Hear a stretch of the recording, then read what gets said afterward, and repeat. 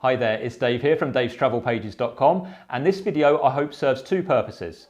The first one is to share with you my bike touring budget from my last bike tour here in Greece, basically how much I spent per day. And the second one is to offer some practical tips and advice on how you can save money on your next bike tour and also spend your money more wisely. Before I jump in though, I should say that the whole bike touring budget subject is quite a complex one and there's a lot of variables involved. So when somebody says, how much does it cost to go bike touring? The honest answer is, it depends. It depends where you want to go, when you want to go. Do you need internal flights? Do you want to stay in hotels or do you want to camp? Do you drink? There's all sorts of things involved. So when I give the numbers from the Greek bike tour, you should know that it's from the moment I left my doorstep to the moment I came back. And I did that per day, and I kept a running total per day, which you can check out in each video in the playlist, which I'll link to up in this video here. And so basically this is September 2018 bike touring budget for here in Greece, which is another thing. If you're bike touring in Greece, the costs will be different than if you're in Germany, Finland, Africa, wherever. So you need to keep that in mind. So there's no one answer as to how much it costs. Another thing you should keep in mind is that when people talk about their bike touring budgets, it's a bit like a reverse big fish story. So the more times you tell it, like the less and less was how much you spent. So the story starts where you spend like $20 a day, and then a year later the story is now it's $15 a day. So I did a bike ride from Alaska to Argentina, it took about 18 months, and I can confidently say now that I spent £15 a day. Did I though? I don't know. I didn't keep an accurate record. Plus £15 was worth a lot more in dollars back then than it is now. Then you had inflation, so maybe the dollar itself went further as well. So maybe it was £15, but I was getting a lot more value for £15 10 years ago than I'm probably going to get today. So that's another thing to keep in mind. The more recent the information and the more accurate it is going to help you, obviously. But you should also be realistic about what it is you want to spend and how you want to take out your bike tour. You know, if you're not comfortable wild camping, then you can't budget for wild camping. You need to budget for other options. And if you're like super comfortable wild camping, then you can, probably forget hotels altogether. Let's leap in. I'm going to show you what I spent on this bike tour here in Greece. So the bike tour was for 24 days. That's for 24 days from the moment I left my doorstep to the moment I came back. I've got two numbers for you. The first one is 848 euros. So this is what I actually spent on the bike tour every single day. That averages out to be 35 euros and 33 cents a day. Now in dollars, I've done some quick calculations. That's roughly $40, and in pounds, that's about £31.21. When I came back from the tour a day later, I received a rebate back from booking.com, which anyone can do, and I'm going to show you how in the bike touring tips at the end of this video. And that took my total spend down to 818 euros. So when I divide that by 24, the new average spend per day is 34 euros and 8 cents. I think if we just said it costs 35 euros a day, we're there or thereabouts. It's a nice round number that we can work with. I want to also say it does depend on currency fluctuations and how you get your money out the bank. So for example, if I did this bike tour 2 years ago, and this is for UK people, and this was pre-referendum for the Brexit referendum, the amount of 35 euros would actually be £26.92 and not £31.21. So whilst the number hasn't changed for me here in Greece because I can get paid in euros, if you're coming from the UK, the number's already different, quite significantly different. Also, how do you get your money out of the wall? If you've got a bank card, are they going to charge you every time you get your money out of the wall? Has it got a crappy exchange rate? So that's another thing to keep in mind. Again, if you say you're spending £35 a day, how is it being spent? Is it literally what you're spending in the shop, or is it coming out of your bank? Because by the time you've paid fees, maybe that £35 is actually £37.50. Do you see what I'm saying with this? So it's something to keep in mind. And again, at the end, I'm going to explain how you can save money on the bike tour. So the bike tour here in Greece, I didn't need to wild camp all the time. I didn't need to camp all the time. In fact, I couldn't because I was working on the road. And I always knew that when I worked, I would be earning significantly more than any hotel was going to cost me. So I was comfortable with that. So that's a nice place to be in. That's my personal circumstance. If I was going for a longer bike tour, there's no way that I would spend so long in hotels. I think I spent 70% of the time in hotels. I would probably have reduced it to 50%, given that I had to work. And if I didn't have to work, I would probably have taken it down to 25%. So when you plan your tour, perhaps that's a percentage you want to work out. How long do you want to spend in hotels, or how long do you want to spend camping? If I wanted to stay in campsites in Greece, my route would have to have been totally different, because campsites in Greece only really happen on the coast, and a lot of this bike tour was in the centre of Greece. So there were campsites at Delphi and I think one other archaeological site, but they were my only choices. Other than that, it would have been wild camp or affordable hotels. Greece is actually pretty good for affordable hotels, so you can get somewhere between 30 and 35 euros a night, which is half decent. Bike touring tip number one is travel with someone else, because all of a sudden that 35 euros a night is now 17.50 each a night, which is almost the same as camping in some places of the world. So the best bike touring tip really is go and travel with somebody else, because you're going to split some of the bills in half straight away. It's always cheaper to travel as two people than it is to travel as one person. Getting back to my bike tour in Greece, so the money was spent on hotels. I didn't take with me any cooking gear, because I was quite happy to pick up food from tavernas or a supermarket and eat cold food. So I was kind of having one cooked meal a day. If the hotel had an included breakfast, that was awesome as well. And then I was just making myself like cold meals, like sandwiches. That was something I was comfortable with, given these particular circumstances here in Greece. If I was traveling in, for example, Norway, wild camping every night, I'd want to be cooking for myself every night. So again, these are different things. So I could have reduced my food bill slightly per day by cooking for myself, but again, it didn't really bother me, so I was happy with that. One way that I saved money, which perhaps a lot of people don't, is that I don't drink alcohol at all. So some people, when they do their budget, need to account that they like a beer or two a night. Now I don't have this, so I save money straight away. I don't smoke either, so I'm already saving money on that front. If you're planning your own bike tour and you've got to have your 2 beers a day, you need to think what that's going to do to your budget as well. So that's just another thing to keep in mind. What else did I do on the tour? Water. So I saved money on water by having a water filter. Quite a simple thing. There was plenty of places to fill water up from. So I was probably saving like €3 a day on water just by having my own water filter, which I suggest you do as well, obviously. And not only that, I was also cutting down on the amount of plastic being used, which I think can only be a good thing. So that was one way to save money there.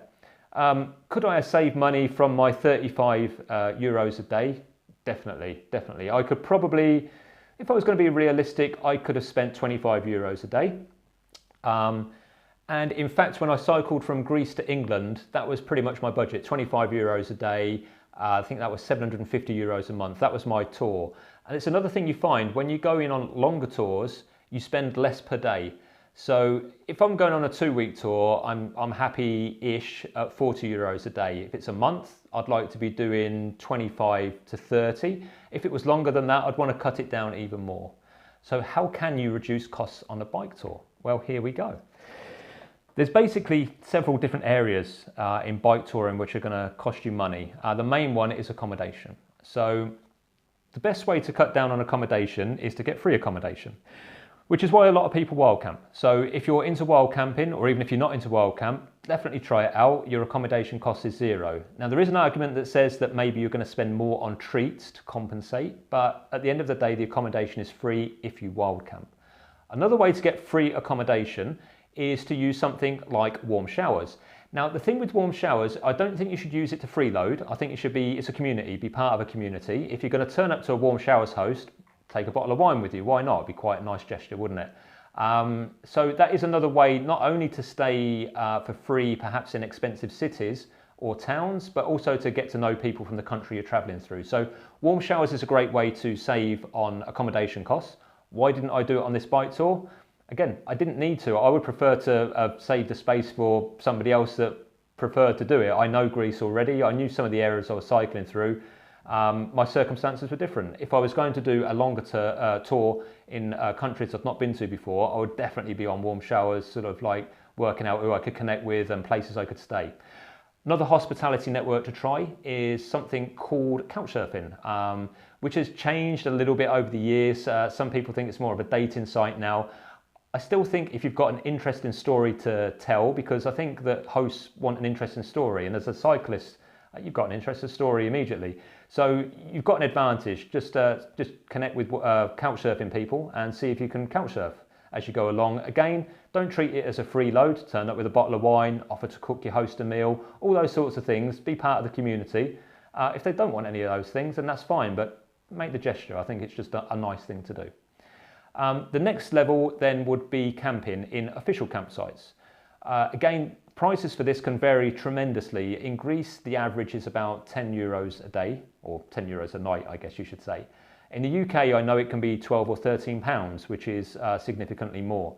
So, and there's other places like France where you can find campsites everywhere and it's just a few euros. So every country's different on that front with campsites, but that's like your next level.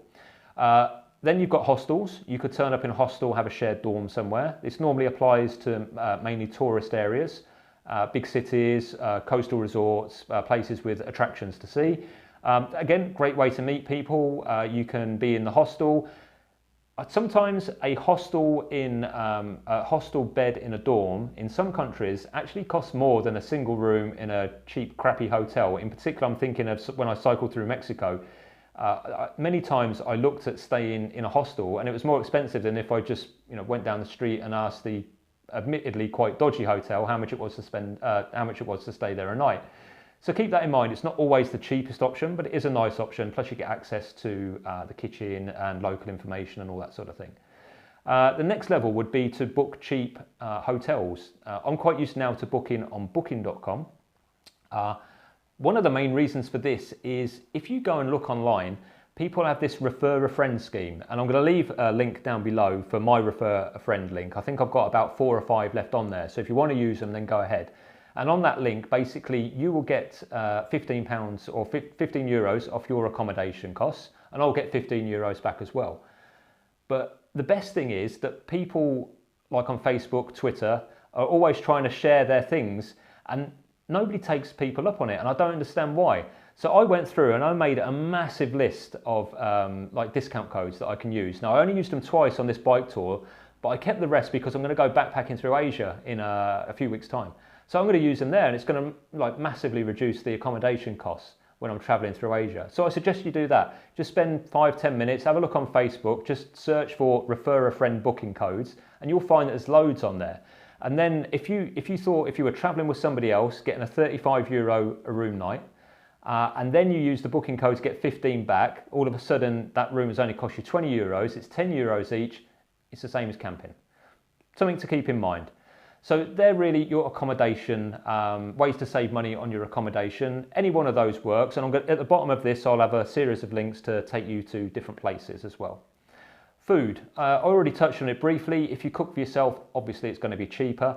You need to balance that off against having to take your camping stove and all your kit and carrying your food with you. So it's probably going to reduce the amount of kilometres you can cycle in a day, but it will be cheaper in the long run.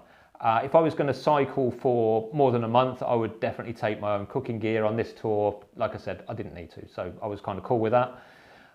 Water, again, I touched on that. Get yourself a water filter. You're going to save loads and loads of money on just buying water every day. Even if you save €1 per day and you were touring all year, you've already saved yourself €365. Just do it. It cuts down on the plastic for the environment. Yeah, go for it. I'm actually going to do a video soon about the filter I used on the bike tour. Alcohol. I've given up drink now for 3 years, almost to the day. Don't regret it a bit. Don't miss alcohol at all. God knows how much money I've saved. This was a major saving on my bike tour. Even if you're saving yourself 1 beer a day, 2 beers a day, even if it's from an off license. But imagine if it was like a pub beer or something. It's just a no-brainer way to save money. Bike repairs. This is another one. If you're on a longer tour, bike repairs are something that you need to consider. On this tour, I went out with a great bike. It was in perfect condition. I'll put a link to it up here. It was the Stanford Skylander. I didn't need to make any repairs. I kind of knew I didn't need to make any repairs along the way because it's completely reliable. So if you've cut down on your cost of setting up, like you've got a cheap borderline bike, you can almost expect you're going to need some sort of running repairs. Maybe your chain's going to break, maybe your derailleur's going to snap. Maybe it's just a case of like needing some new inner tubes. you're going to need to do bike repairs. The longer you're on a tour, the more likely it is you're going to need to repair your bike. So you need to factor that in. So when I say that I spent 35 euros a day on my bike tour in Greece, I didn't have to make any repairs. If I had to have made a repair, I would have included it on there and let you know, and then you would have been probably shocked at how much it cost. Transport. When I cycled from Alaska to Argentina, for example, I needed to catch a ferry between Panama and Colombia. It wasn't a ferry actually, it was just a little catamaran with 4 other people on it. It was a great experience, but again, it was another expense.